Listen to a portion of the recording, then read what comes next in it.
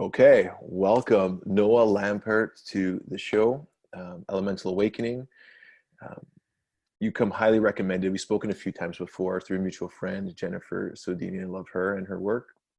I'm really excited to get into this talk today with you because of some of the things that you talk about in your podcast. So welcome to the show. Say hello, tell people who you are, what you do, and we'll jump right in. Thanks, man. Thanks for having me. I'm Noah. I have a podcast called Synchronicity. I'm a musician. I am now changing external reality by changing myself, and it's super fun. And I'm teaching people how to do that too. I've opened up to that as a thing, and it's super easy, and you prove it to yourself. Don't take my word for it. Awesome, awesome. So we were just having a little bit of a chat right before we hit the record button here, and we figured, we might as well be sharing this because it's super interesting chat about, the way we're seeing the world. We started off by saying, "How are we doing?" And Noah was feeling wonderful, and I said, "I'm doing amazingly great." And we just talked about how a lot of responses we typically get are not like that. We hear a lot of "not bads," "okay," blah blah blah, and you know a real awakening for me in my journey was when I wasn't doing so well. And I just opened a float center. One of my mentors, when he asked me how it was going, said, "Yeah, it's okay. These things take time.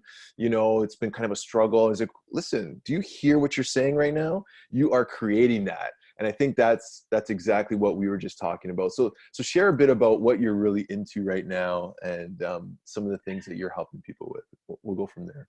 Well, I'll start by saying that I've always been into the concept of mind over matter or the esoteric or the metaphysical. And I've had direct experiences and glimpses of what I considered like the way the world really works. But I'd inevitably kind of come back down to this base level consciousness where I'd assume that there's an external reality. It imposes its will on me. I react to it. And that's just how the world works. And I carried that around for most of my life for 35 years. And then seemingly all at once during this past eclipse season, shit just started to change. I found some techniques. They were empirical, they were testable, they were not reliant on any diet or exercise or, way of thinking. They were just empirical, testable techniques. And so I started employing them. I started with really basic shit like money. I had just had our second son. I freelance most of my life and it's good money, but you're constantly tied to clients and there's not a tremendous amount of freedom. And I work fast, so I would even have that freedom, but you're constantly tethered to other people. So I was like, I just want income that I enjoy making, that's recurring, that maybe I just set something up and it does its thing and I don't have to worry about it. And this is like, everyone wants that, clearly. But I started using these techniques, primarily based on a 20th century mystic whose name is Neville Goddard, who's more popular now than ever before, but I had never heard of him. And How do you spell that, Neville? Neville, Neville, Goddard, Goddard.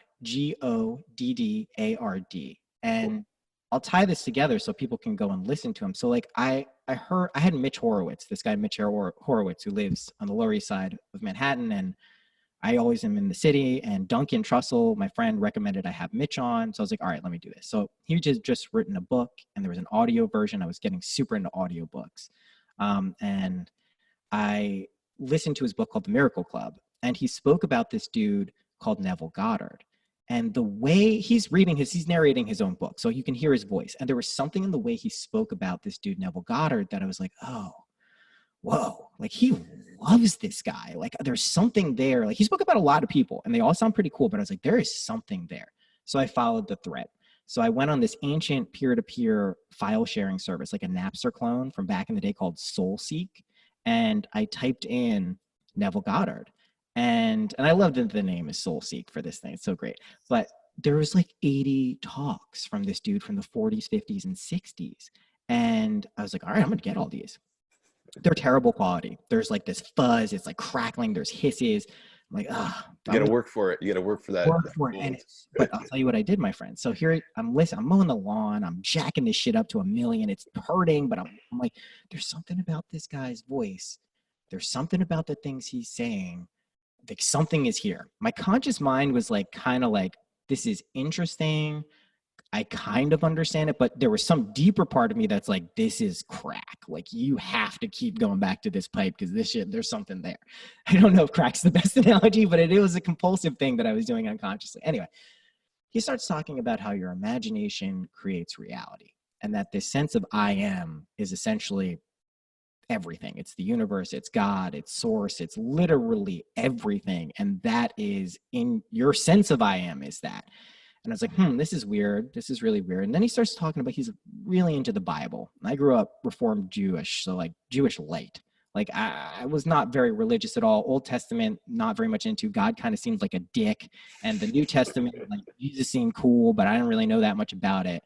But I did have a crazy experience 16 years ago where I basically ended up in a state not dissimilar to how I feel now, but it was very unbalanced. But everything was working kind of the same way. Like I would think of something, it would immediately happen. I'd have a dream and it would happen the next day. It was just nonstop for 3 months. But one aspect of that experience was I felt like Jesus Christ. And I'm like, what the fuck? I'm like me. And I'm like, why do I feel like this is weird? Like I had the awareness that I was like, feel like Jesus Christ, but this is fucking bonkers. Like, I know I'm not a crazy guy on the street yelling at people, but I felt like it. But anyway, flash forward to about 4 months ago, I hear this guy talking about Jesus Christ. And he's like, listen, every character in the Bible, it's not a historical account. It's just not. What it is they're all psychological states that every individual moves through and experiences. And if you know how to look beneath the surface and look at all these things symbolically or like metaphors, you actually get a blueprint for what it's like to awaken to who you really are in your own head. And that state culminates in the state called Jesus Christ, which is you wake up in the place of your skull, the base of your skull, Golgotha, and you go, Jesus Christ, holy shit. Now that freaks people out almost all the time when that happens, and they attribute it to like a drug experience or a meditative experience or a relationship or anything, but they don't accept the fact that, oh my God, I think that actually is waking up. What the fuck is that? So anyway, he's talking about all this stuff and I'm like, all right, this is weird. And he has this cool Barbados accent. He's like, David is Jesus and Jesus is David. And I'm like, what the fuck is this guy talking about? But anyway, he has these techniques. They're very simple. I started using them. And I was writing these things down, and then like within the first day, weird shit started to happen. Like synchronicity started popping up all over the place. And I have a podcast called Synchronicity, so I'm usually not surprised by any type of, just like, I'm like, okay, I get it. Like I know what this is. I've experienced it, recognize it's, a good sign, but weird shit started to happen. And then within a month, little things started appearing that validated like my money stuff. And so what I started to do, it's all related, is I was cleaning up these Neville Goddard talks. I was putting them up on YouTube, and I'm an audio engineer. I went to school for this. So I was making them more audible. Like you could hear them more clearly. So I recognized like, if this shit's working for me, it sounds good. Maybe I should just put this up. Originally for me. I was like, for me, I want to put these up so I can listen to them on the go. But then I started monetizing. I have a podcast network, had just enough subscribers to monetize. And then the portal opened, man, and it just fucking went bananas from there. I got everything I wrote down. My hit rate was 1,000%. And then what I started realizing what was going on is, rather than just focusing on material or relationship type of things, is you can actually appropriate higher states of consciousness. And what I mean by that is not some esoteric metaphysical thing, although it is.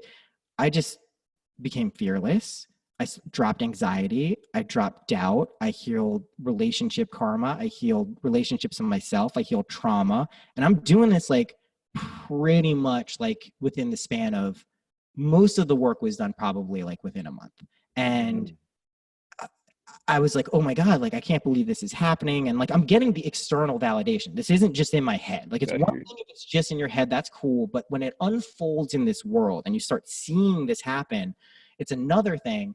And then I was like, oh my God, like I know if this is working for me, I know what I did, and I'm very clear on what I did because this is the most important thing that's ever happened to me.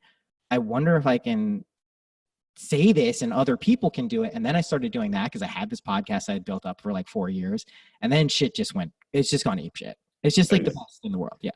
So can you give me an example of an external validation that was just like, this is too fucked up to be a coincidence or a synchronicity? This is like so clear. Is there one that stands out among the many? It's constant, but the big ones I would focus on are money, because I had a very, I wouldn't say, I mean, it was dysfunctional. It wasn't like a horrible relationship. Like I always had enough, but like it wasn't comfortable. And um,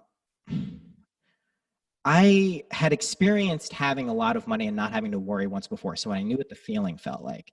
And a lot of these techniques essentially boil down to just feeling differently. That's the whole thing. And it's like a trick Mm-hmm. kind of, but like when you use these techniques, you can kind of like put your logical analytical mind on hold, use one of these things, convince yourself it happens, deal with what I refer to as threshold guardians. And this is like one of the biggest things that came up is threshold guardians are things like fear, doubt, worry, anxiety, or even external circumstances. Like you're about on the cusp of some big breakthrough and then everything outside of you goes fucking haywire.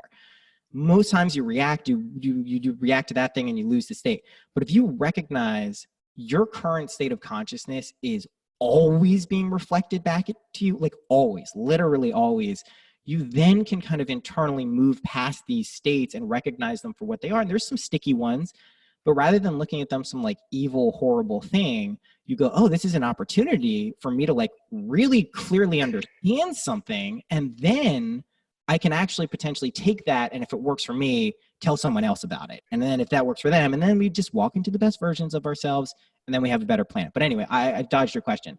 The money was the main thing, relationship stuff. I had clear relationship patterns and karma that were destructive to myself and the people around me. And I started playing this out immediately when I started waking up and stabilizing these states of consciousness. Same pattern, same pattern. Oh my God, it's crazy. Amplified, amplified. But I caught it this time, dealt with the shit above board, super uncomfortable for everyone involved. Not fun, but I dealt with it and it, boom, Changed. transmuted, done, understand what's going on, feel so much better. So Oh my God. yeah, Yeah. that was big. Amazing. Yeah, there's so many points I want to touch on that you just mentioned. I'll start with the one that's the freshest in my mind. So I 100% agree that your external reality is reflecting something internally that you have to deal with. And then once you have that awareness, you start making these changes. Obviously, things really start to change quickly. Yeah. So then with that sort of understanding, what do you think the purpose of this life is then? Because if your whole reality is a reflection of what's going on inside, like what do you think the point of it all is? Oh, And I that's mean, a deep question. So, well, the point of it is it's whatever you make it. We mm, take this life to be so serious and so high stakes, and it's not. And that sucks for people to hear because for those of us who have children, the love of a child is something that we don't want to say is not high stakes. We don't want to say it's not real. We don't want to say it's illusory. But the fact is, this world is essentially a shadow. Though I walk through the valley of the shadow of death, that's this world. It doesn't mean it's dead in the sense that like it's gross, it's horrible. It just means it's an after effect. It starts up here in our consciousness. We can prove that to ourselves empirically. That's the most important part of this. It's not take my word for it type shit. It's empirically. And when you do that, you know, you start to realize like what Rumi was saying about there's a field beyond right and wrong. I'll meet you there.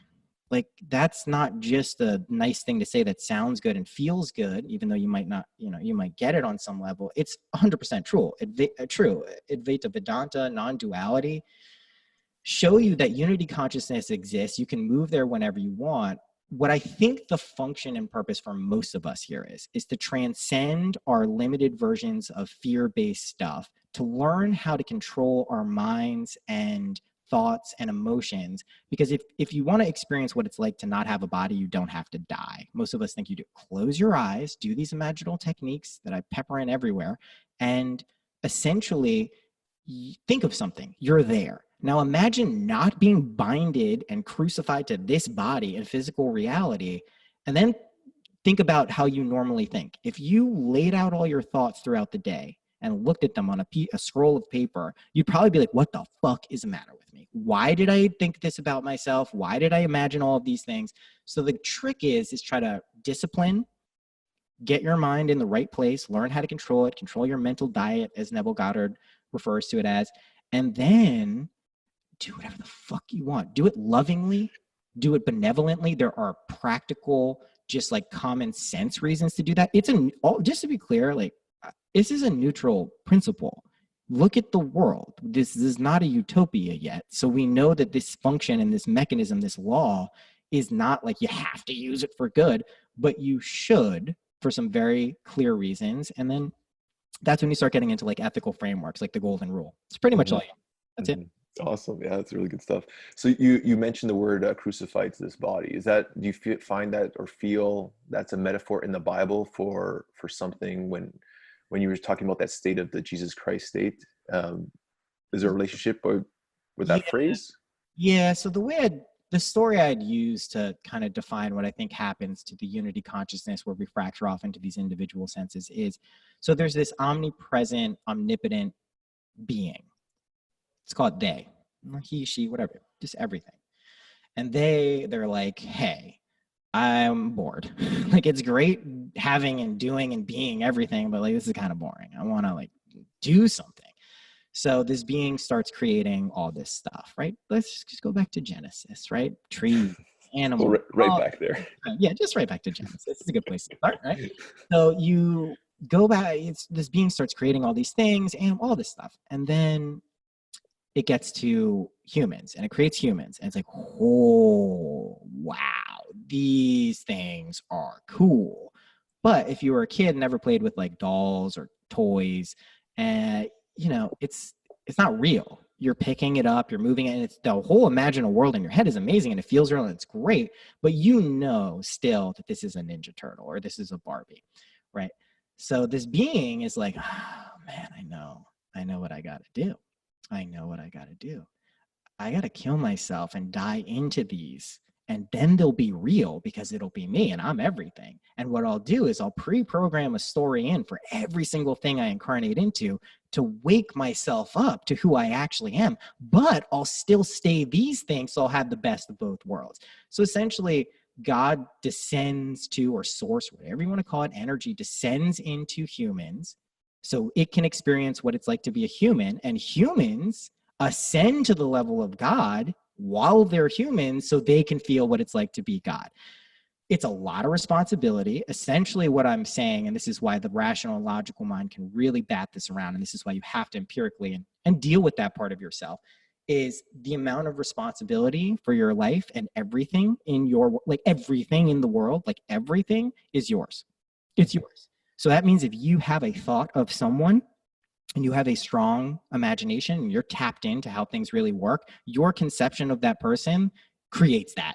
And that's a lot of responsibility for people, because when we start judging and reacting to things and we have strong imaginations, we reinforce someone's behavior. We reinforce a picture of how they are. And that's too much responsibility for most people to deal with, because when we think of just our regular limited versions of our lives, our individual lives, and don't think of ourselves as God and responsible for everything, we're like, nah, like this shit is already too hard. Like, I don't need everything, you fucking idiot. Like, I'm going to back off that concept for a little bit, but it is true still, regardless. Yeah, it's super interesting that the Bible as a state of mind, as a consciousness, each character. I had an ayahuasca experience once where I experienced a crucifixion, and I Yeah. wasn't sure if I was just being shown it, but Division.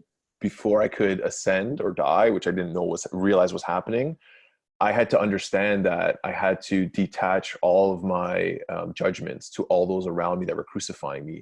Compassion, love, just like detach. There was zero like emotional attachment to anything that happened to me, as far as like anger, fear, nothing. And then it was like, okay, now we can go. And I was like, holy shit. But realizing that it wasn't a Jesus experience, it was maybe a reflection of a state of consciousness that I could experience. Now it just like totally shifted my perception of that whole experience. Yeah. That unbinding, that dropping of the weights is what most people don't think about when they're in a state of consciousness that is binding. Because like what I learned with all of these techniques is at first, and I still put like material things in events, but I really now just started moving for a lot of I am statements, but also encompassing all of my things into grand states of consciousness. So I choose ecstasy, harmony, love, and balance. Those are like my go-tos, and they encompass everything else. And the reason I choose something like ecstasy is like, if you're in a state of ecstasy, you cannot be anxious. You cannot be depressed. You cannot be any of those things that we typically associate with kind of limiting and constricting our consciousness. And as soon as you tap into one of those, if you choose to, you won't be in a state of ecstasy anymore.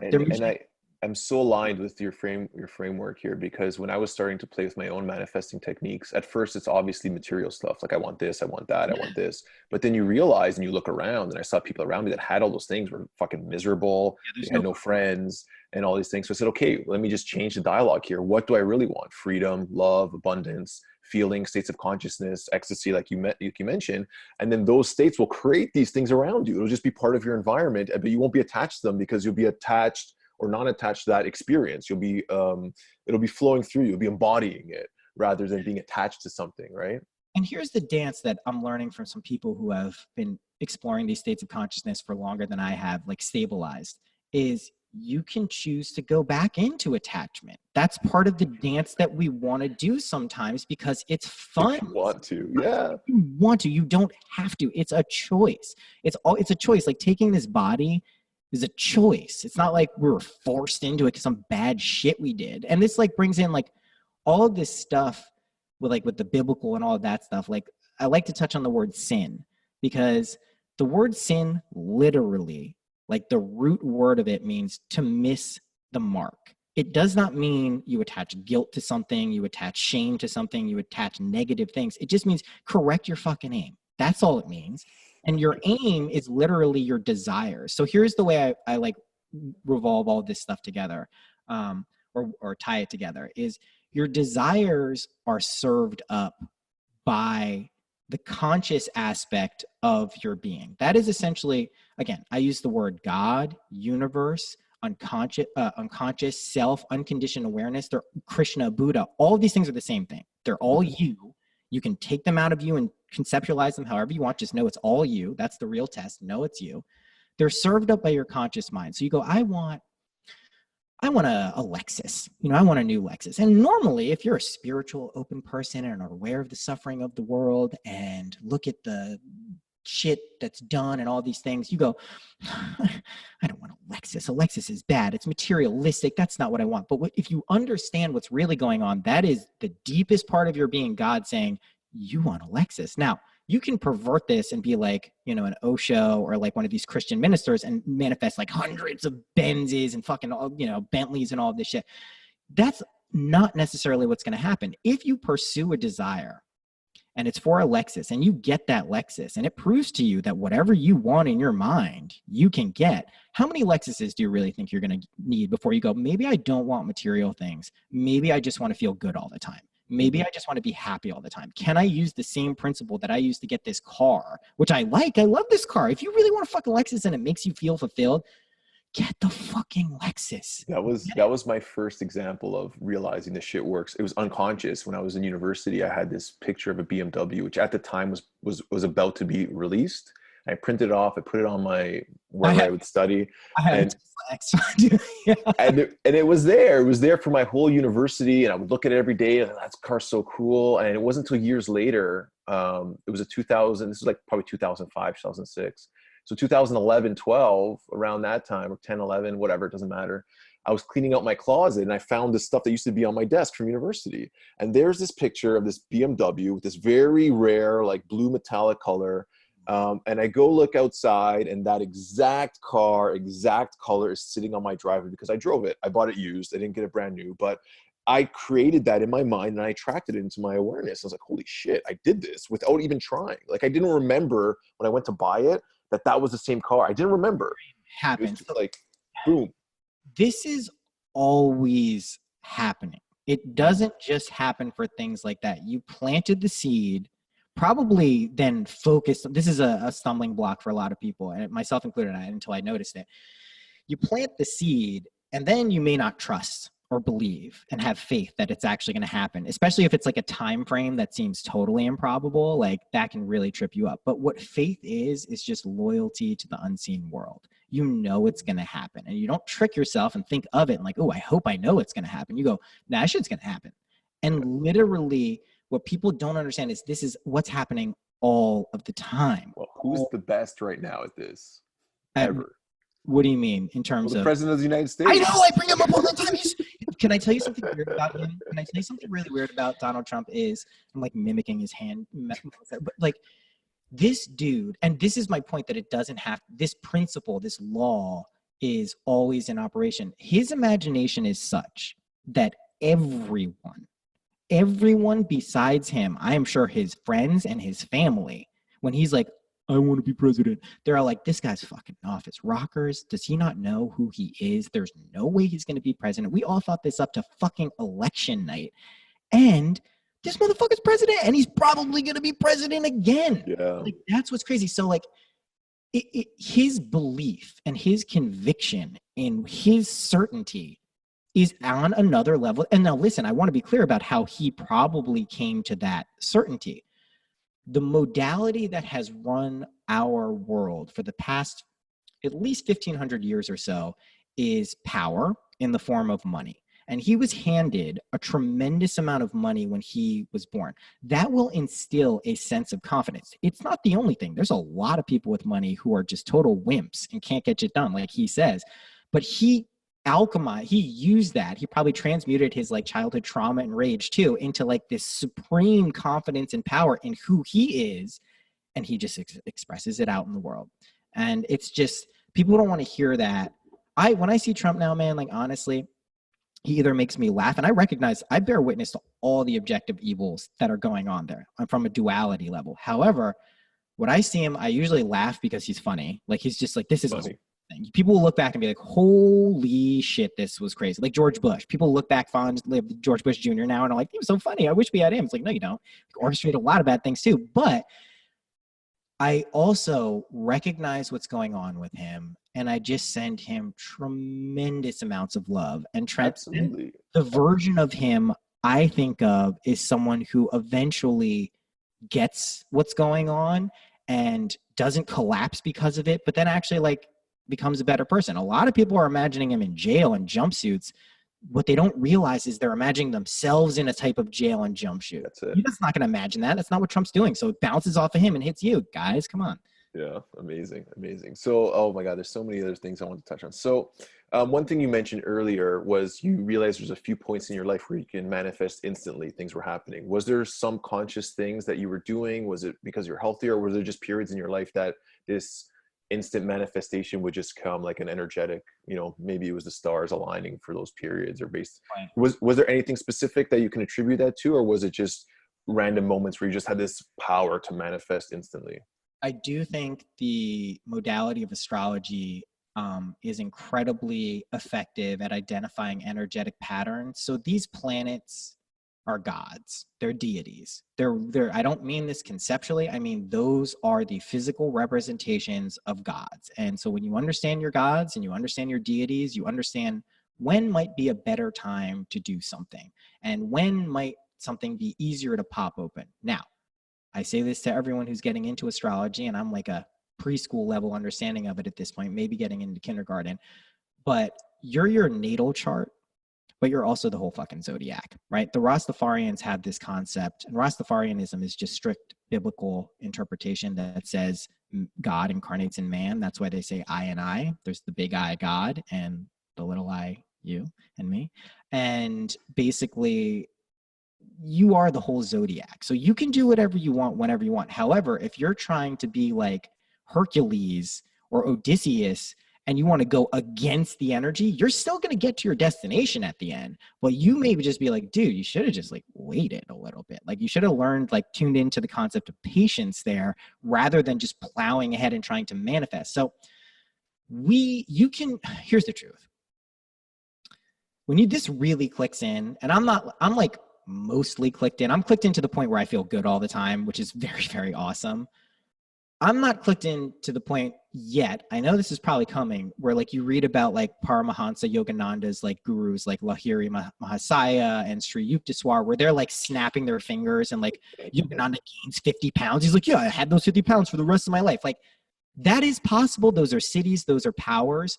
But I think for the most part, the most interesting aspect of all of this stuff is being able to share it in a fun way and not a like heavy way, but still have depth And that just seems to be the name of the game, because we are kind of merging consciousnesses, not in like an esoteric way, but like we can kind of feel it, which is why a Mm-hmm. conversation's just like, when you're in a good conversation, you feel like buoyant afterward, like energetic. Mm-hmm. But what you're saying, something else coincided with this. I started exercising. I started eating way better. I stopped emotionally eating for the most part. I became much more aware of how I was interacting with people. I just got better insight into what I should be reacting to, because when I realized it was my choice for real, um, just like you just start making better decisions. You have more clarity and you're like, oh, I'll just do that. And I will say this: Space Jam juice, if you've seen the movie Space Jam, everything is Space Jam juice. Everything is a placebo. But the Space Jam juice, known as microdosing LSD, is greases the wheels for a lot of this stuff. It is a mystical experience in a bottle that Albert Hoffman imagined into existence. He didn't get this shit on him. He's a Swiss chemist. He didn't fucking get LSD on him. That is very potent. So tell me, so microdosing LSD, what we wouldn't recommend anyone taking any psychedelics, but if you feel called to go Oh on yeah, your own don't. journey, Yeah. like that's totally up to you. It's your own decision. But if you were to do it yourself, what would you do as a microdosing sort 10 of? micrograms. I experimented with the Fadiman, I don't know his name, protocol at first, which was a couple of years ago. Every 4 days, every fourth day rather, you take 10 micrograms. So I played around with that, had some pretty, And 10 micrograms is something you would feel or you wouldn't feel at all. I mean, listen, this day and age, I think 10 micrograms is an appropriate dose for most people. If you're blasting yourself off into space and you don't know what's going on, that's going to be real intense, because we are in the thick of the unconscious waters flooding this world. Mm. So that's why people, weed today can give people a trip. And I also, I smoke a lot of weed and I love it. And it's the best. And I love her. And she's amazing for so many reasons. We don't have the time to get into all of them. But Save it LSD, for another podcast. yeah, another podcast. LSD, I mean, you know, you do what works for you and you find the groove and you trust yourself. And that's a real big part of all of this. And it goes to say, with like your cautionary warning, like, don't do something because you heard someone on a podcast talking about it. You need to know, like, everyone around me in my life has done ayahuasca. Every single, my parent, like everyone, every single person I know, basically. And they all say you'll have a calling. I haven't had the calling. So I don't go out seeking ayahuasca. I don't need that. I'll know when the time is right, if I'm going to do it, that it's right. And I'm also not pushing it away, right? So be careful you're not doing that. But there are things that happen in one's life where you have opportunities, and it's always a choice. And when you trust yourself implicitly, you can start taking advantage of those opportunities more often. That's what I'll say about Very that. cool. Yeah, great answer. Yeah, thank you. So let's switch gears here for a second. So some of the themes of my podcast is to obviously interview other podcasters. One, because I think the conversation just flows so amazing, and two, because when you interview a lot of other people, you gain so many different perspectives. You learn so many things. Okay. So how has that been as an experience? Why did you want to get into podcasting in the first place? Was it because it was cool? Was it because like what inspired you to become a podcaster? That's a good question. I started a podcast network before I became a podcaster. It had a lot of older generation, first, second wave generation teachers coming from spiritual lenses like Buddhism and Vedic places. And there came a point a couple years in, where I realized I was doing the lion's share of the work. And there were also some interpersonal and professional disagreements that started to evolve. And I wish I could say like I started a podcast because like I just knew, like it was like this, but it wasn't benevolent. It was a pure defensive tactic that I felt there was a chance that this thing I had created and sustained was going to be taken away from me. And I was like, I will be bitter. I know myself. If that happens, it didn't happen, but if it happens, I will be bitter and it will fuck me up. And I don't want to go down that path. So let me start a podcast. I can have conversations I've been doing it my whole life. I'm Mm-hmm. not uninteresting. And so that's why I started it. And it turned into something, as you know, when anyone who does this, and everyone's doing this all the time, whether the conversations are recorded or not, but you're expanding your awareness every time you come in contact with another person who's just a mirror of you, but it's a different shape, it's a different size, and it's really cool. And somewhere like probably like 80 or 100 in, I started realizing what it was doing to my mind. And I was like, wow, like this is really something. And then, It's you like know, it's like soul food, just like it like it it's is, but it can also, fulfilling, right? but it's life, right? What I realized the podcast is just if people are doing a certain type of podcast, like an interview style about things they're interested and care about, it's just a reflection of them. So you can see the ebb and flow of my life. Like if you start from the beginning, God, someone don't do this. But if you started from, I don't even know if I could listen to this. It's a different person. But if you start from the beginning, you'll see periods of my life. Like I have a kid, like work is going really well, then shit happens. And like you can see it. And then you can also see the episode you referred to, Imaginal Techniques #1. Like everything from there, you will actually, I hear it too. My voice sounds different. It's not the same voice. Like it's weird. Like I'm Mhm. speaking more clearly. I understand things because what happened was I switched from speculating to like knowing. And it's no one likes to be around a know-it-all, right? It's annoying. But when you know shit, you speak about it differently. When it's from direct experience and not like you pulled something from somewhere and you're going to parrot it out, people know. Even if they don't like it, they have Yeah. to tolerate it. And So like the theme, the underlying theme of this whole podcast, elemental awakening. Would you say that was an awakening moment for you, where your perception changed around that episode? Can you define a single moment, or was it more of a gradual sort of awakening for you? the biggest transition period that will always be marked in my life that I will never forget. I was in New York City. I was interviewing Mitch Horowitz, was sitting in his living room talking about all this type of stuff. And my wife was we were about to have a kid in 15 days. I get done with the podcast. I see there's a text from my mom saying my wife, Alexis, is in labor. I had been imagining using these techniques that it was going to be a very fast and very smooth birth. So I knew as soon as I got the text, it was done. So I get on the first train, I'm back. I'm on the train going out of the tunnel. I get the text from my mom, baby is here. Then I immediately hit the tunnel for 15 minutes. I don't know what the fuck is going on. So it's like the perfect metaphor for birth, right? It's like you're going through a literal tunnel. Like, this is so fucking weird. I'm sitting next to a guy on a train who's like a businessman at a bank or something. And basically he has a sister whose daughter just gave birth right then too. I'm like, Oh wow. that marked it marked such a huge shift in my belief in this stuff because it all happened at the same day. I was talking about this stuff and it all happened. And from there, I tested it so many other times. And like, I want to be clear that we've been talking about a lot of fun stuff. And like, when you're in flow and things are happening externally and you're getting that reflection, it's easy to believe this stuff. I went through a lot of experiences. My kid, our newborn, was in the hospital. He's been in the hospital 3 times. He's fine.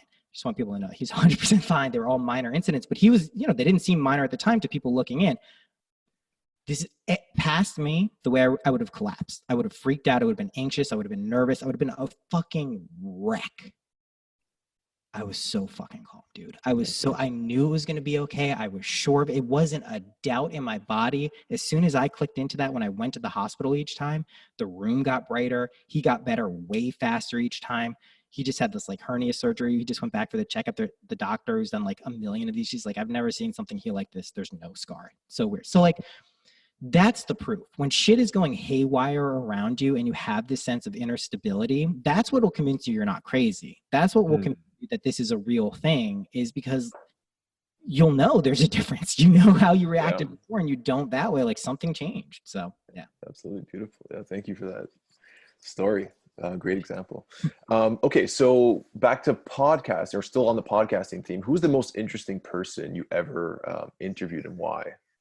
That is a good question. I mean, there's so many people who are very interesting. Or like that blew your mind, or like really stands out as like No, the one I just did with Jessa.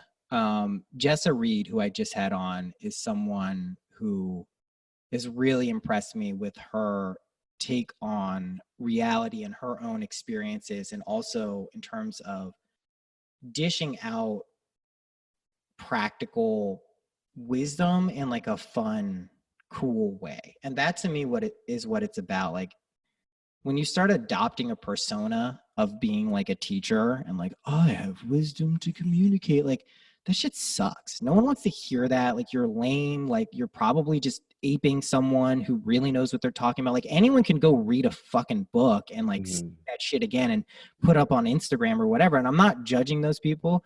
I'm recognizing that that happens.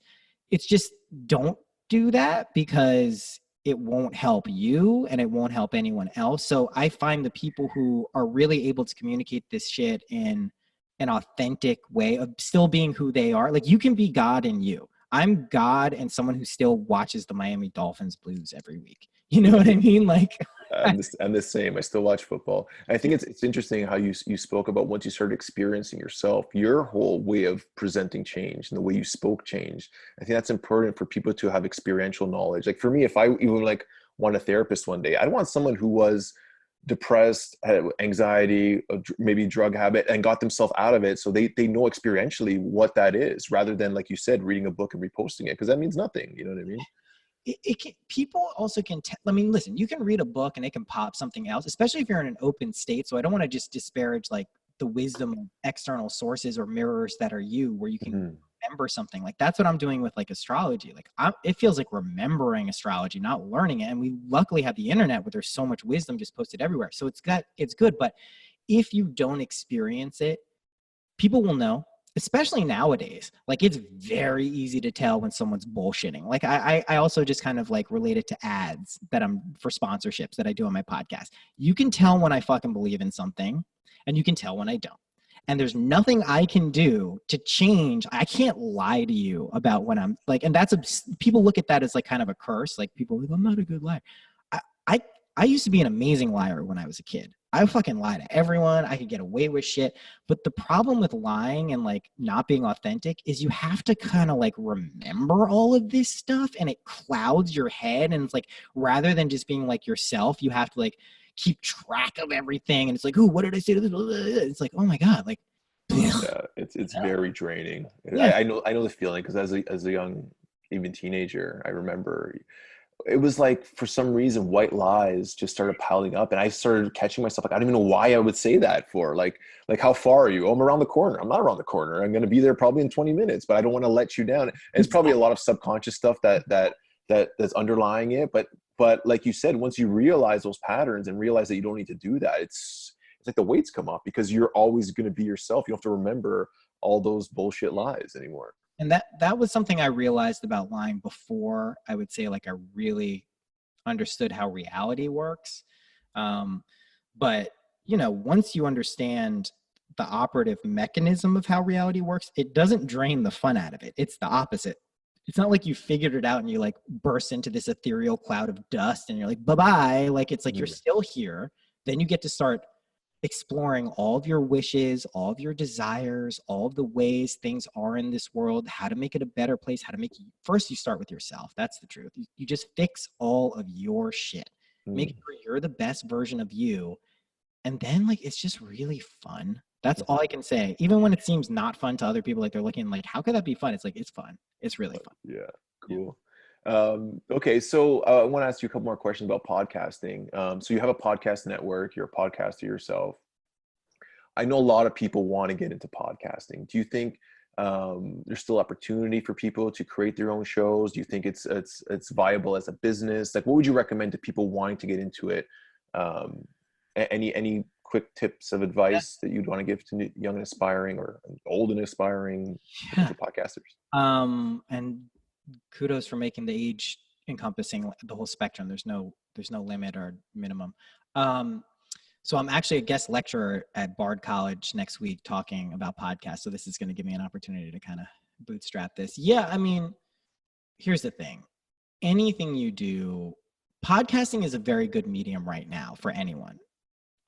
If you're thinking of it like a business or how to monetize something and you don't already have the thing that is going to be monetized, if you're just like, I'll monetize this podcast, like you're probably in for a rude awakening because to build an audience from zero is very difficult.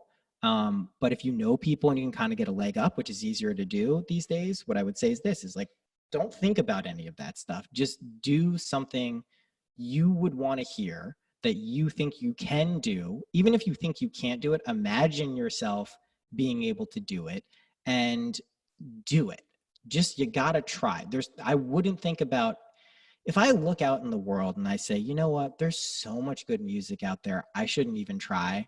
I never would have made songs that just like I know are objectively amazing. You know what I mean? And neither would have anyone else. If David Bowie looked out in the world, if David Byrne looked out in the world and they said, oh my God, Beethoven, Mozart, I can't do that. I mean, I'm not going to beat that, you know?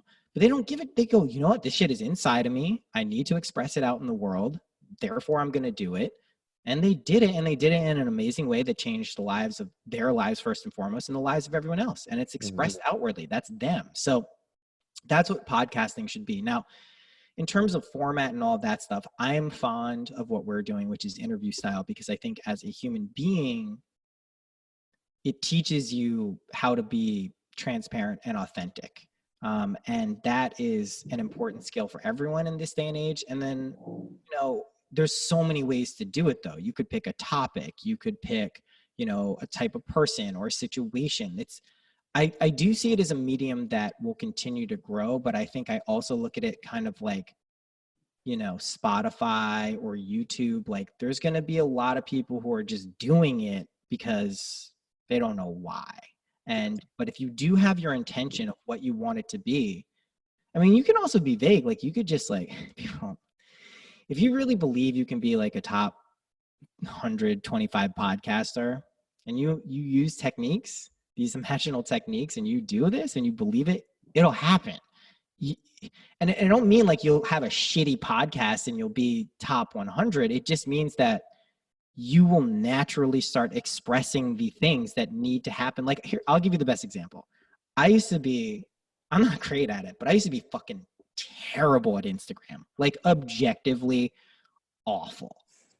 But about a month and a half ago, I started like caring a little bit more. So I started doing these tarot readings and I started putting up like my episodes and just started putting a little more care and attention into it. I didn't know why. I could sense. Then all the Instagram followers started to come because I was on Duncan's podcast and just shit started clicking on mine and other people. And so all of a sudden I'm not great at Instagram, but I don't suck. And 2-3 months ago, the idea of not being terrible at it was like a pipe dream. What I mean to say is like, if you imagine yourself being a great podcaster and that's really a passion and desire and you believe it, you'll just start doing those things naturally. It won't feel forced. So that's my advice for anything in life, but podcasting in particular. Creating that image of seeing yourself doing well and believing that it's coming to you, right? Yeah. Should we go over the actual technique? Yeah, I think people are curious. Yeah, if you got a few, they're like, how do you control reality?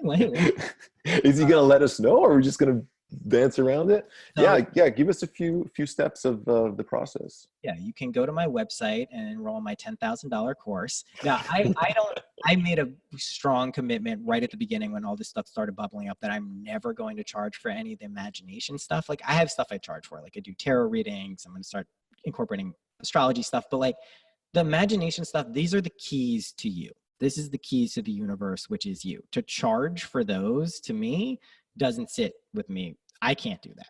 So here's the techniques. They're always free. I talk about them every week on my podcast. There's probably like 10 or 12 of them now, but I'll go over the main one that worked for me. So first step, took me 35 years. You need to find something you really want and pick it. You're doing it anyway, but really take the time. And it could be anything. It doesn't have to be a big thing. It could be anything, but just find something you want while you're awake. As you go to sleep at night, you're looking for this liminal boundary between going to sleep and sleep. Some people call it twilight sleep. It's just this drowsy-like state, what Neville Goddard refers to as a state akin to sleep. It's this in-between state. We're all familiar with it. We do it every night. And you don't have to be going to sleep at night. You can do this whenever. It's not a holy state. You don't have to be meditating and eating a certain way or exercising, or feeling a certain way. You just have to find the state there. Then you go back to the thing you want, your desire, your wish, and you create a very short and compact scene imaginally. And I'll give a variation because there are some people who can't do that. They can't visually imagine things. So you can do this if you can't do that. You can use audio and I'll tell you how. But visually, you create a very short and compact scene. You load that scene up with sensory vividness and the feeling. And so what is the scene? The scene is something that directly follows your desire being fulfilled, the wish being fulfilled. So for instance, I use an example that does not apply to me, so I don't by accident create something in my subconscious. Let's say I wanted a 20% raise at a 9 to 5 job that I worked at. What I would imagine is a friend hugging me or shaking my hand and saying, congratulations on the raise. And then me saying, yeah, thanks. And feeling how I would feel if that were to be true. That's the key. Feeling is the secret. And so when your mind wanders, this is a very short scene, maybe like 5 seconds tops. When your mind wanders, snap it back to the scene. When you start expanding the scene and thinking how you're going to spend all the money and whatever, snap it back to that scene. Eventually what will happen is you'll go to sleep and that's it. And you'll wake up the next day and maybe you feel different and maybe you don't. If you don't feel different, you still have the same urge for the desire, you can do it again. But eventually when you really feel it, you'll notice your state of consciousness changes. You'll feel like you actually have the thing. You'll notice the desire has shrunk significantly. It'll still be there kind of like a light fragrance that you're carrying around, like, but you'll know that it's going to be expressed. I also tell people not to take extra steps in this world to make it happen because your logical mind is prone to jump in and be like, oh, well, it happened because you did this, this, and this. Mm-hmm. So don't do that. It's not a passive thing. So like if you want to be a successful musician, you still make the songs, but don't like call that extra guy and try to get that extra connect. You don't have to do any of that because what happens is your imagination, this deeper aspect of your being, literally just puts this into play and it's expressed to the degree that you believe it. And you can do cool things. Like you can stamp time and days and months and seasons into these sensory scenes, and it will happen in those things. But you have to believe it and you have to feel it. It's foolproof. It works all the time. And I'll go over the audio one just for people because sometimes they can't do the imagining with the visuals. A really effective technique is doing the same thing, same state, get into the same state, any point. You can do this during the day in a chair and just drowsy-like state. And imagine a friend's voice telling you what you want to hear.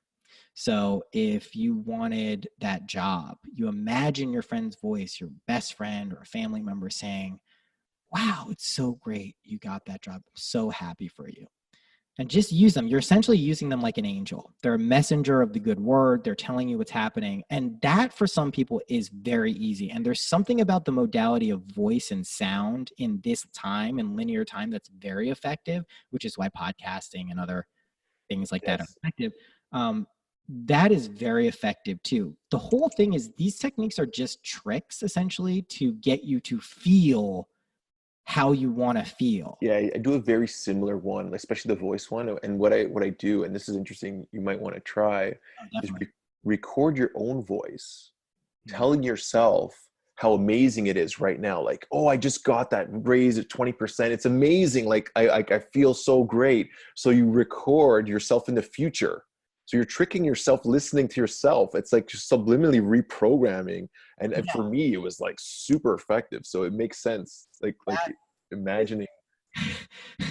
That's essentially what my podcast is, because what I noticed is like, I usually don't like to go back and listen to podcasts I recorded because like, it's me, I don't need to, but I found myself when I started really doing this, I would go back and listen to the episodes because I needed to hear the real wisdom of what was being said. And that's when I realized not only is this true because I'm accepting it, but this means for other people, they're hearing the same thing. And I'm like, oh shit. Yeah. So yeah, no, that's an amazing technique that I think in this day and age is something that wasn't accessible when these techniques were being conceived. With your phone, it's so simple. Yeah. It's so simple. A voice note every day in the car, you're riding to work, you're just listening to this future reality that's coming to you. That's really smart, dude. Yeah. That's cool. Yeah. Yeah. So yeah, it ties right in with everything. And you can even listen to yourself before going to bed. If you have trouble visualizing, you just hit that play button on your headphones and it's talking to yourself about this reality that's coming to you.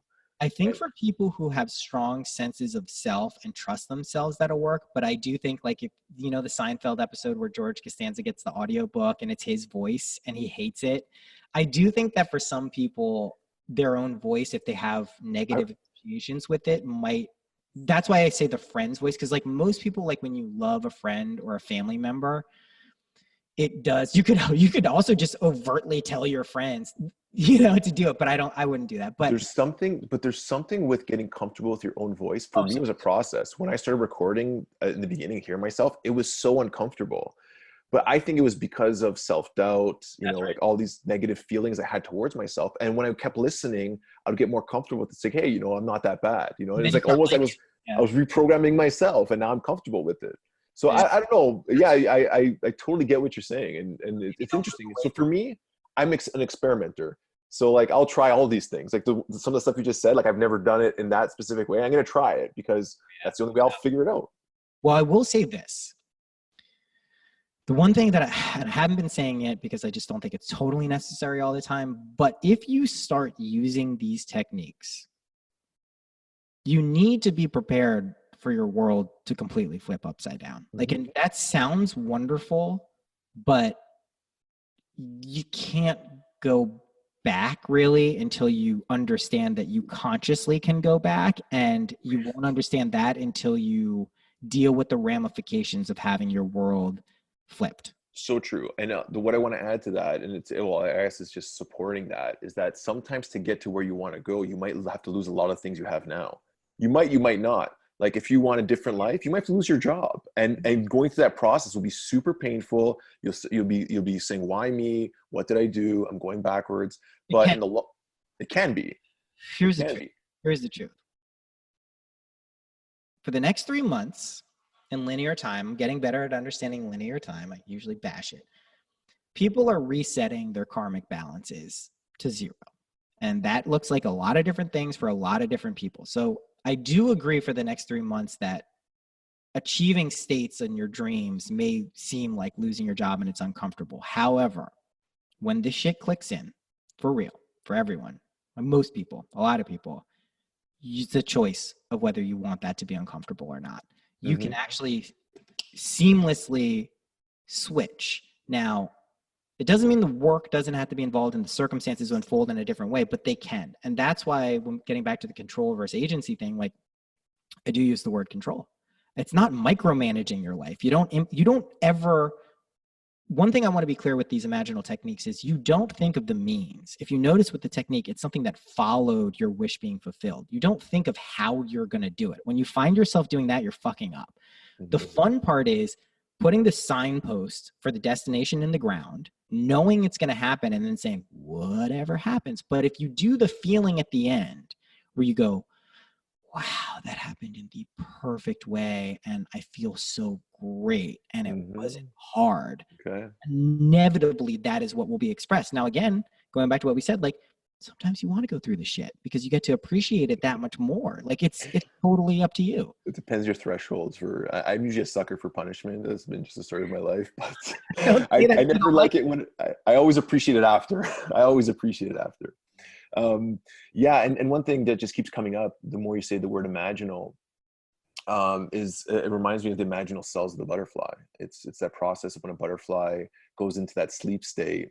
Yep. Um, these Yep. imaginal cells come out of nowhere, and I wonder the butterfly must be dreaming. Like there's no way it's not. Um, but those imaginal cells start eating all the old cells and create this like imaginal soup, and they come and they band together, and it just reforms into this new butterfly or this new caterpillar with wings that's totally transformed and then can fly with no fear. Like it just opens its wings and says, okay, now I can fly.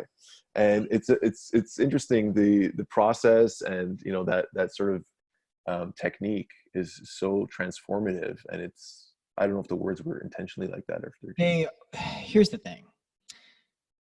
This is a weird concept because people look at animals and they say, there's clearly these animals have souls. And I'm not discounting the fact that they may, but everything is you pushed out.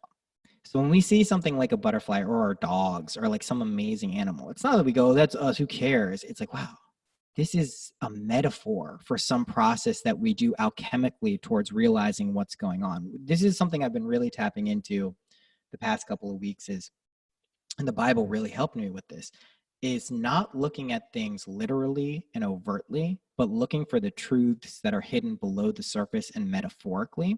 And when you can start looking at the world like that, when it serves you, when it's appropriate to do so, you start learning a lot about the nature of your mind, of reality. And so I look at butterflies and all other animals as reflections of my state of consciousness. And I noticed this, like when I got up when my dog is barking, there's some aspect that's going on there that's like, hey, hey, hey, hey. And that's me. So I'm like, all right, I have to get up, place my dog away. Like there's before, if my dog was doing something like that, I'd get mad at him. And like a Well, dog for barking, I'd be like, nah, be shut up. And it's like, that's me. It's just that's how I'm yeah. dealing with myself. So now I put the dog in the other room. It's gonna be okay. Yeah, a friend of mine is the same awakening story where he would wake up and one day he hears the birds chirping and he's like, "Shut the fuck up!" And he shuts the window and he's like, "What am I doing? Like the birds are they're singing and I'm just like Three so little birds. with Yeah. the reflection." And that was his. He was in a dark place, but yeah, it's a beautiful thing to allow people to try to recognize that awareness of everything around you is sort of a reflection of your internal state. So It is. yeah, put so beautifully. Thank you. Really appreciate that. Got two more questions because Yeah. we're getting to that hour mark now. One is about being a dad. So I'm also a dad. You got a lot going on. You're an entrepreneur. You're running this podcast network, business guy. I guess if you want to call yourself a business guy, but you are in business. This guy now. How do you balance that? And how would you, okay, so let me reframe the question. A lot of guys that I know at our stage or thinking about having kids think it's going to end their life and they can't do what they want to do, or they want to give up all of their endeavors because they have kids because they feel like they need to stop everything. So how do you do it? And what would you say to those people who want to do more than just be a dad and be inspired?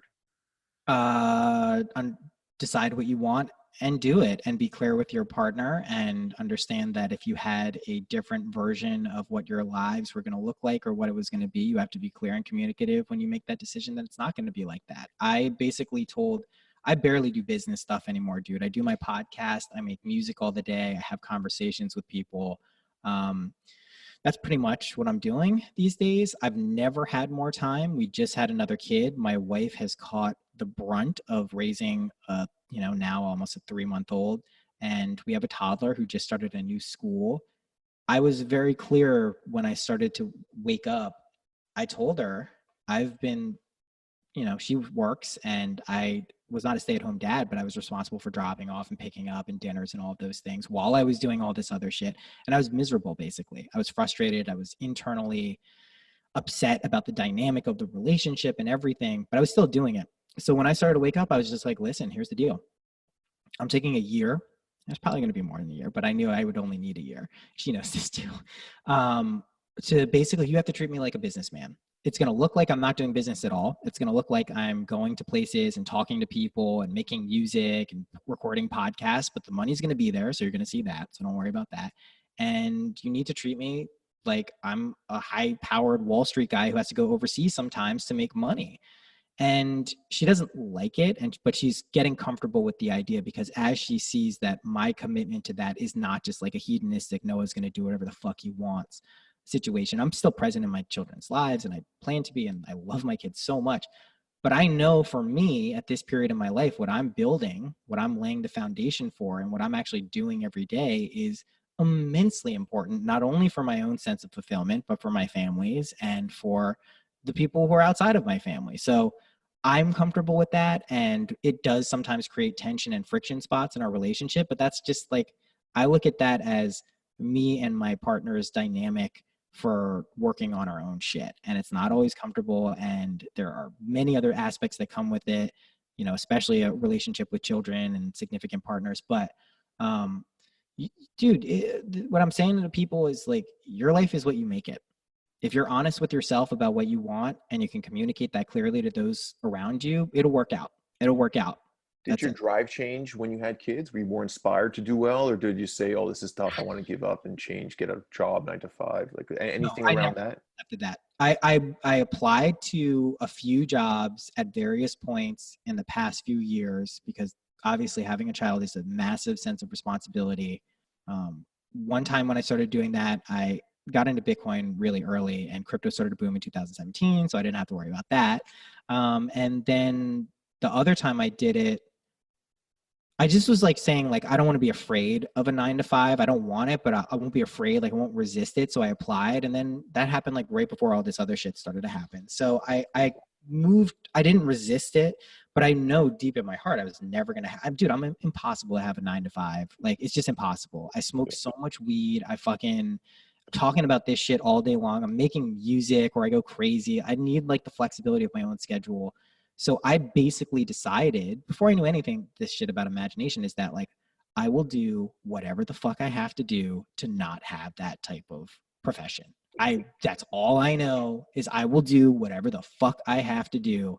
And with kids, that's obviously amplified because it's not just you anymore. It's not like, oh, I'll just go live in like a shack or something. It's like, no, I want my kids to have a great life, go to like a nice private school and all these other things. So like, you know, you just have to reconcile again a lot of this stuff. Here's the truth with guys and like marriage and kids and or women too. You're just being pussies. Like if you want it and you know you want it, but you're afraid of it because you're afraid of the responsibility, that's a microcosm for waking up to who you really are. It's just the same situation being boiled down to like, I don't want that. It's like, well, you already are God. So you're already creating your entire world. So if you just want to like materialize a child and like care for it and love it, you're going to be fine if you know what else you want. If you don't, that's all what people are saying. Like, and it's cool to not want kids. It's totally cool. But you have to say, I know I don't want kids.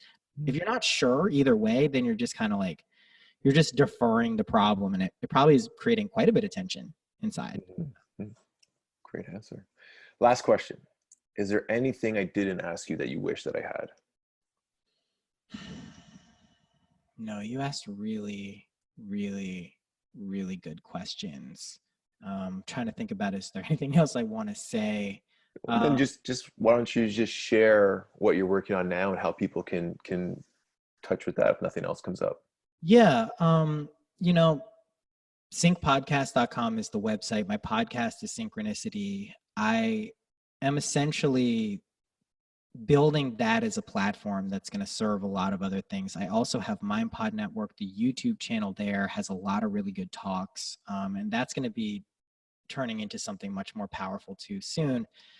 And I just want people to remember that they can do whatever they want while I'm doing all this other stuff. Like what I really am doing with my life is I'm making an album right now. Like I finally just stepped into being a musician, and I went to college for it. I fought it my whole life, but like that's the biggest, here's what I wanted to say. The biggest imaginal act that had the most profound change on my consciousness in every single way is I wished clearly and decisively that I would meet my creative potential and express it. That was not a mistake, but I did not know what I was doing when I did that. So just be aware when you say things like that, if like what that could potentially do to your life. But it's the best I've ever felt in my entire life. Like the effortless ease in which music comes out, and then even when it doesn't, like there's a little block when you just push through it for a little bit, right on the other side is like even better than what you could have imagined. Like just be creative. That's more than anything related to me. Just like everyone, just be creative. That's another, you asked the question before, why are we human? It's definitely to be creative. 100%. Yeah. So albums coming out when? You have a date yet? I have 9 demos. I know it's coming out in 2020. It's a pop album, and then I have some club stuff and some instrumental stuff following. So cool. Yeah, it's really fun. You're such an interesting guy, man. I'm really glad we had this talk. Thank you so much for taking the time to share some of your wisdom, experiences, advice. And I hope if you're listening, like Noah said earlier, when he heard the name Neville Goddard, something went off inside of him. So if you listen to this podcast and one thing you said, you felt this resonance, you felt a feeling in your chest, like that's the thing you should go look into, and take that piece of whatever that word means to you and just research it and see how it comes up. And those are the things that are going to change your life. And that's your intuitive guide that's pointing, that GPS saying, hey, here's something for you, go after that. So thank you for bringing that to our attention, all this stuff. I'm excited to start practicing some of these imaginal techniques that you shared with us. And hopefully we can do this again sometime. Yeah, man, whenever. All right, brother. Thank you so much. Have a great day, and we'll chat soon. Peace, man.